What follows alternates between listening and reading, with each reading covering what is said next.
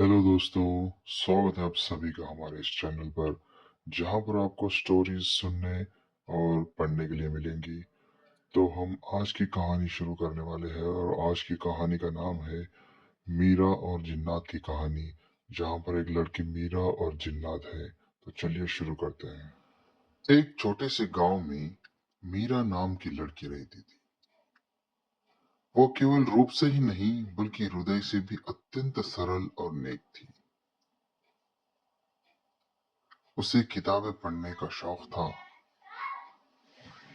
और हर शाम वो गांव के बाहर एक पुराने पीपल के पेड़ के नीचे बैठ जाया करती थी।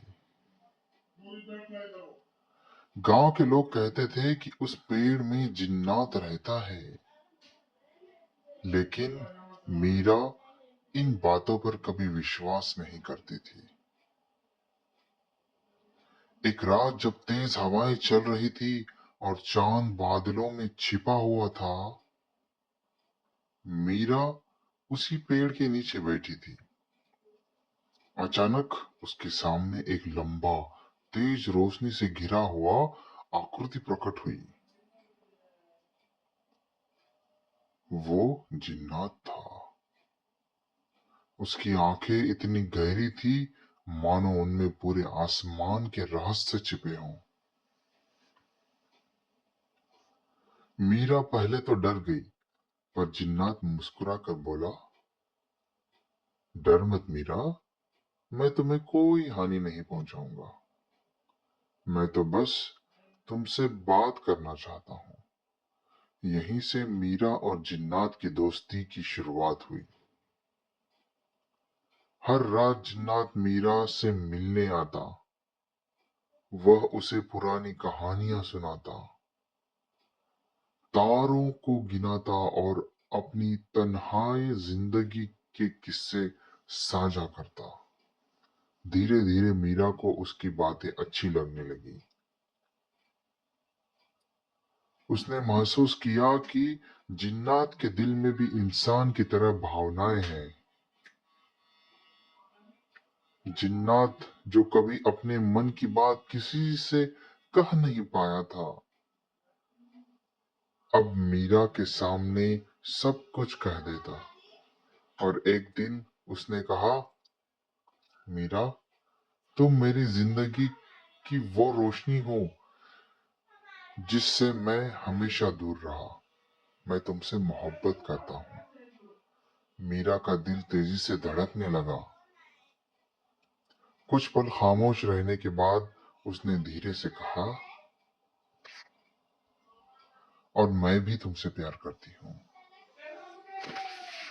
लेकिन उनकी मोहब्बत आसान नहीं थी। गांव के लोगों को जल्द ही शक हो गया। एक रात कुछ लोगों ने मीरा का पीछा किया और उसे जिन्नात के साथ देख लिया। गांव वाले चिल्लाए, ये लड़की तो जिन्नात के साथ है, ये हमारे लिए खतरा है। उन्होंने तय किया कि मीरा को गांव से निकाल दिया जाए। मीरा रो पड़ी, लेकिन जिन्नात ने उसका हाथ थाम कर रखा। मीरा, अगर तुम चाहो तो मैं हमेशा के लिए गायब हो जाऊंगा, बस तुम सुरक्षित रहना। मीरा ने उसकी आंखों में देखा और दृढ़ स्वर में कहा, प्यार न इंसान का होता है न जिन्नात का। प्यार तो सिर्फ दिल का होता है। मैं तुम्हें छोड़कर कहीं नहीं जाऊंगी।